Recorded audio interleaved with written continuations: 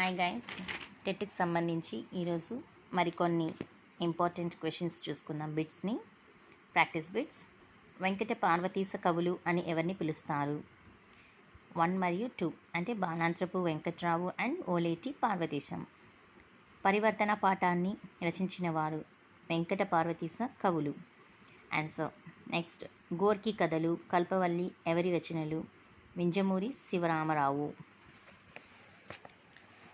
పడవ నడపవోయి వీరి రచన వింజమూరి శివరామరావు. సో ఇలాగే మరికొన్ని చూద్దాం. సత్యమహిమ గేయ రచయిత ఎవరు? అవధాని రమేష్.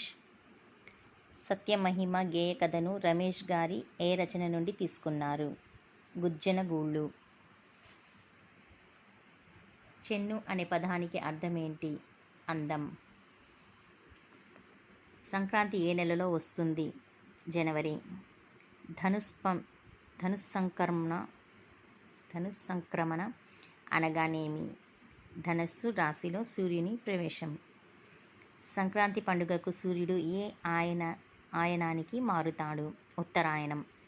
ఒక ఆయనానికి ఎన్ని నెలలు? ఆయనానికి ఎన్ని నెలలండి? 6 నెలలు.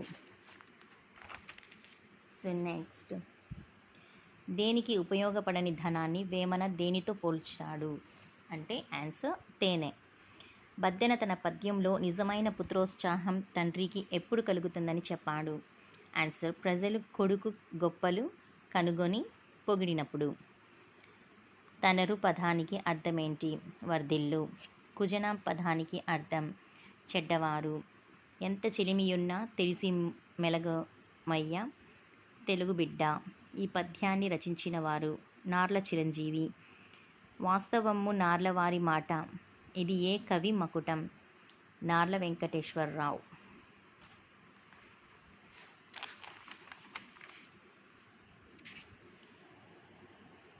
బారిస్టరు పార్వతీశం కథా రచయిత ఎవరు? మొక్కపాటి నరసింహ శాస్త్రి.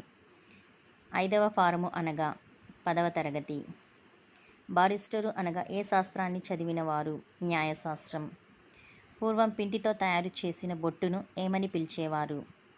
చాదు.